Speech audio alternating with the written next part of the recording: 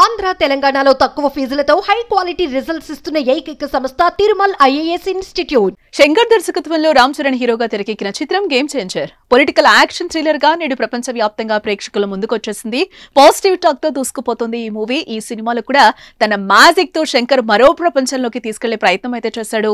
భారీ బడ్జెట్ తో పాటల్లో అద్భుతంగా తెరకెక్కించాడు.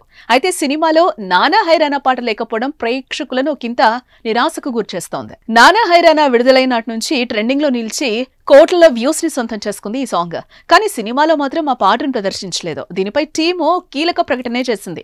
కొన్ని సాంకేతిక సమస్యల వల్ల ఈ పాటను ప్రస్తుతం ప్రదర్శించలేకపోతున్నట్లుగా తెలిపింది.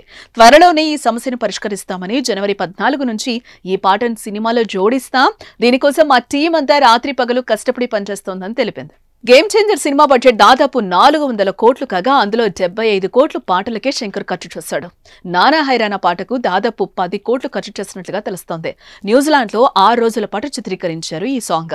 తమన్ సంగీతం అందించగా రామజోగయ్య శాస్త్రి అందించిన సాహిత్యం సమకూర్చారు. కార్తీక్ శ్రేయా ఘోషల్ వాయిసెస్ పాటకు ప్రాణం పోసాయని చెప్పుకోవచ్చు.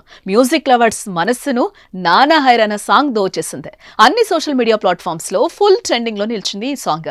శంకర్ మార్కు పిక్చర్ పాటను నెక్స్ట్ లెవెల్ కు తీసుకెళ్లిపోగా సిల్వర్ స్క్రీన్ పై చూసేందుకు అభిమానులు తెగ వెయిట్ చేశారు. కానీ సమయానికి రాకపోవడం కాస్త అసంతృప్తే.